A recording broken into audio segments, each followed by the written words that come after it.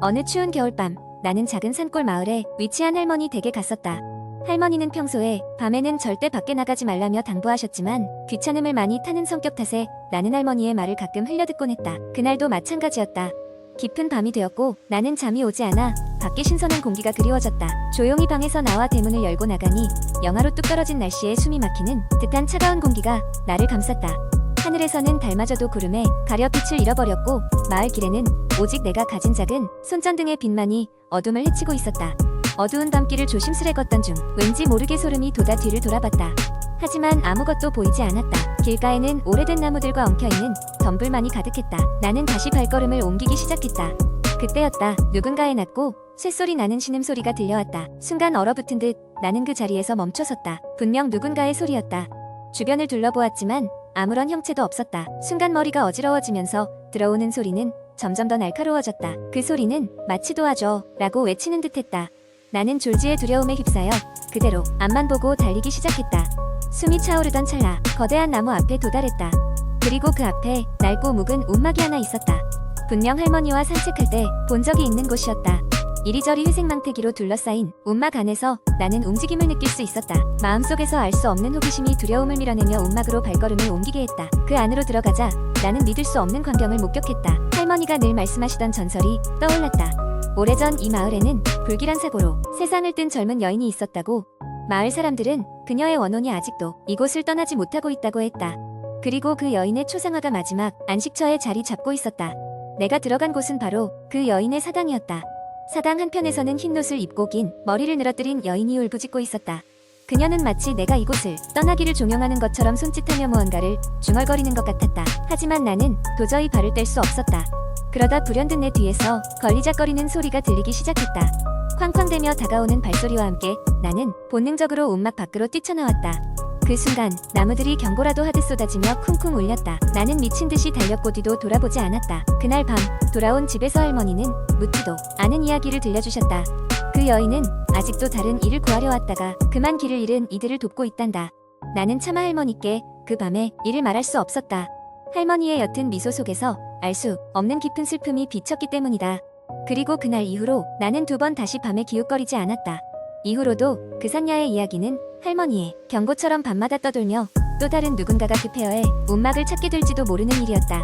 하지만 내가 본 그 여인의 모습과 사당은 조금 더 다른 방식으로 내 기억에 남아 있었다. 어쩌면 그녀는 단순히 길 잃은 존재가 아니라 이곳을 지켜주는 또 다른 존재일지 모른다고 생각했기 때문이다. 두 번째 이야기 한 곡. 인터넷에서 흔히 볼 수 있는 공포 이야기는 보통 실화라고 주장되는 경험담이나 도심 속에서 벌어지는 미스터리한 사건들로 시작됩니다. 여기서는 평범한 대학생인 지훈의 경험담을 기반으로 한 공포 이야기를 길게 작성해 보겠습니다. 지훈은 서울에 위치한 한 대학에 3학년에 재학 중인 평범한 대학생이다. 어느 날 밤 그는 늦게까지 팀 프로젝트 과제를 준비하다가 자정을 훌쩍 넘기고 말았다. 학교 도서관이 문을 닫을 시간이었기에 지훈은 서둘러 짐을 챙기고 기숙사로 걸어가기로 했다. 도서관에서 기숙사로 가는 길은 여러 갈래가 있지만 지훈은 그중 가장 빠른 지름길을 선택했다. 그 길은 학교 뒤편에 있는 작은 숲을 가로질러 가는 것이었다. 주변 친구들에게서는 가로등이 거의 없어서 위험하다는 소리를 많이 들었지만 지훈은 대수롭지 않게 생각했다. 빨리 기숙사에 도착해 잠이나 푹 자기로 마음먹은 그는 깊은 어둠 속으로 발걸음을 옮겼다. 숲속 길을 걸으며 지훈은 이어폰을 꽂고 최신 팝송을 들었다. 숲은 밤이면 고요하고 새소리조차 들리지 않았다. 그 고요함이 가끔 신경을 거슬리게 했지만 음악 덕분에 그리 무섭지는 않았다. 숲속을 걷는 중간중간 그는 누군가가 뒤따라오는 듯한 신발 소리를 듣는 것 같았다. 그러나 돌아볼 때마다 아무도 보이지 않았고 그는 그냥 자신의 상상 때문이라고 생각하며 다시 길을 재촉했다. 숲의 중간 지점쯤 왔을 때 갑자기 음악이 끊기고 휴대폰이 꺼져버렸다. 이상하게 여긴 지훈은 멈춰서서 휴대폰을 살펴보았다. 배터리는 충분히 남아있었고 특별히 이상한 점은 없었으나 휴대폰은 여전히 켜지지 않았다. 그는 불쾌한 느낌을 무시하고 다시 길을 걷기 시작했다. 조금 더 걸었을 때 그는 멀리서 낮은 웃음소리가 들리는 걸 느꼈다.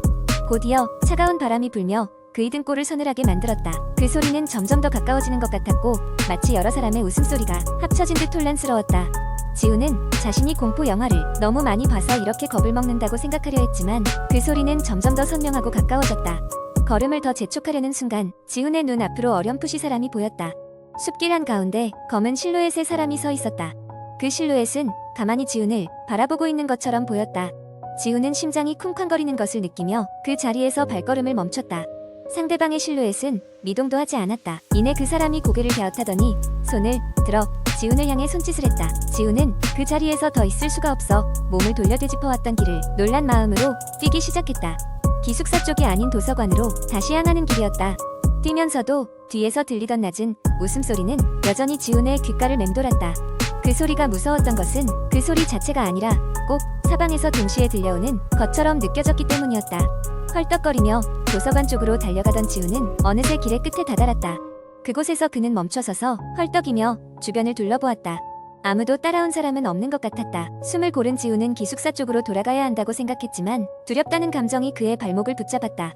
지훈은 그날 밤 도서관의 24시간 열람실에서 뜬 눈으로 밤을 새웠다. 누군가 보고 있는 듯한 느낌과 지나치게 조용한 주변 환경에 걱정스러웠지만 일단 안전하다는 것에는 안도했다. 다음날 아침 지훈은 동이 트자마자 기숙사로 돌아갔다. 그날 이후로 그는 더 이상 그 숲길을 지름길로 사용하지 않았다. 가끔씩 친구들에게 그 일을 이야기하면 누구도 그의 말을 믿지 않는 듯한 표정을 지었다.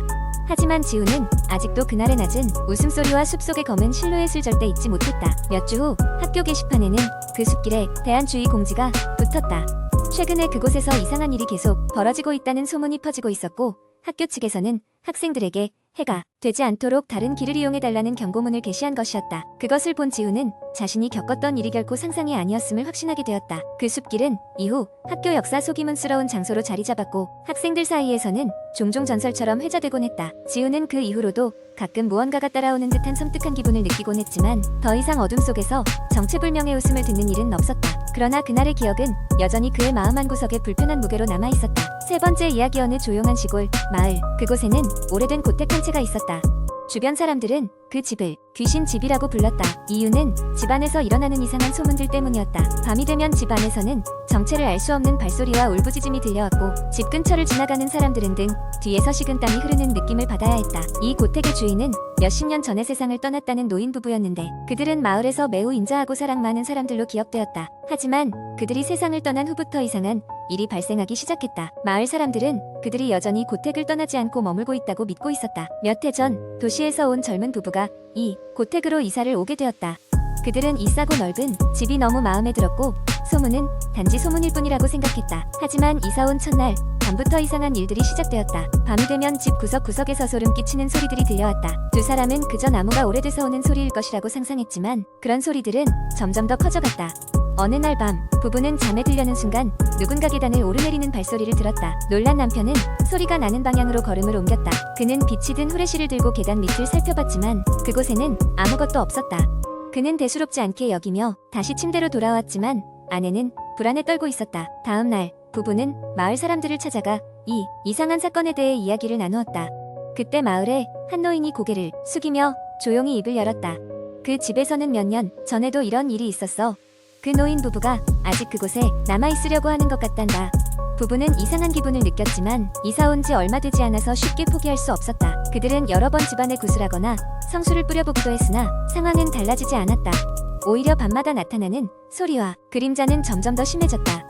어느 날 밤 남편은 벽에 걸린 이상한 그림 하나를 발견하게 되었다. 그것은 바로 고택의 실질적인 주인이었던 노인 부부의 젊은 시절 모습이었다. 그림자 때문에 잘 보이지 않았던 그 그림 속에서 그는 두 노인의 눈이 자신을 바라보고 있는 듯한 섬뜩한 기분을 느꼈다. 그날 이후로 남편은 어딘가에 홀린 듯 평소와 다른 행동을 보이기 시작했다. 밤마다 집을 서성거리며 이야기를 걸었고 그럴 때마다 아내는 남편이 혼자서 누군가와 대화를 나누는 듯한 오싹한 기분을 느꼈다.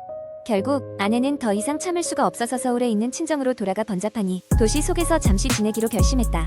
남편 또한 아내의 걱정을 덜기 위해 후에 그 집을 떠나기로 다짐했다. 그러나 몇 주 뒤 남편은 마지막으로 그 집을 정리하고 문을 닫기 위해 고택을 다시 찾았다. 그가 집에 들어섰을 때 그 집은 고요한 듯 보였으나 어느새 그를 환영하는 듯한 소리가 들려왔다.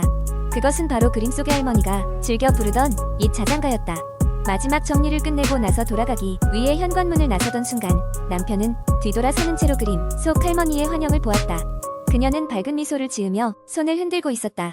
그 순간 남편은 모든 두려움이 사라지고 어딘가 따뜻한 기운이 온몸을 감싸는 것을 느꼈다. 그렇게 부부는 다시 도시에서 행복하게 삶을 이어가게 되었지만 가끔씩 그 고택에서의 기억이 떠오를 때면 이상하게도 오싹함보단 조금은 그리운 마음이 드는 것을 느꼈다. 어쩌면 이들은 그 오래된 집에서 시작된 무언의 인사를 평생 간직하게 되었을지도 모른다.